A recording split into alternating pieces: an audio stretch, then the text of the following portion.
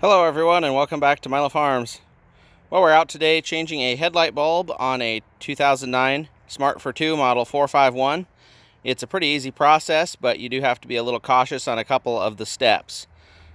So first thing we're going to do is make sure the vehicle's turned off and the headlights are turned off. Open the front hood, and what we're going to be looking for is on the back of the headlight. So here's the headlight right here at the foot of the camera.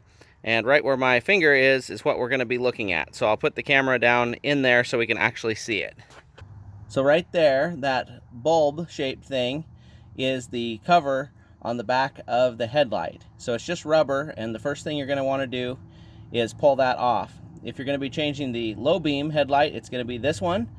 And if it's going to be the high beam headlight, which is less likely, it's going to be the one that's right in the front that's very accessible.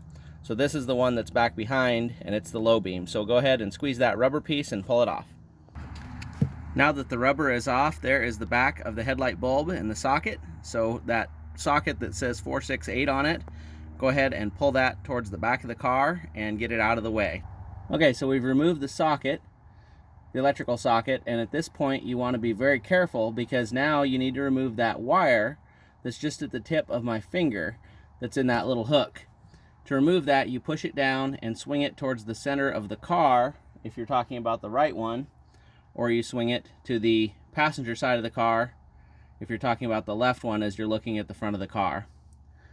So when you do that, you want to be very careful that the little wire does not fall off and get lost somewhere, because that little wire is very expensive if you have to replace it, and hard to find.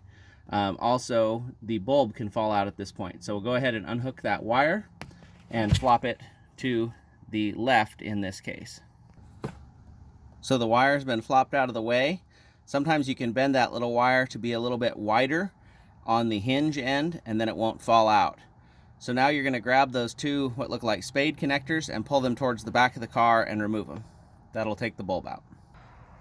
So here's what the bulb looks like, and the angle that I'm holding it right now is just about the angle that it sits in there. So it doesn't sit quite straight up and down if you're looking at these little the little wing that's sticking out of the right side.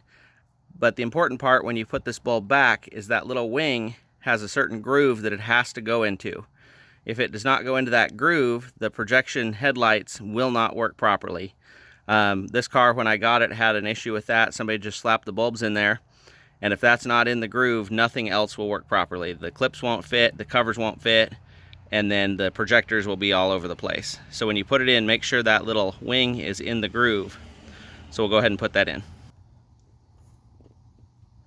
Now that we have the bulb back in, we'll go ahead and swing the little clip back up, the wire piece, clip it into place, snap the socket back onto those spade connectors, and put the rubber cover back on.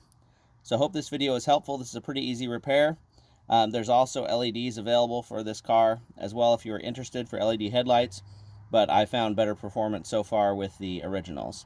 So I'll link to those originals in the description, and hope everybody enjoyed the video. Remember, you can't finish a project without getting started.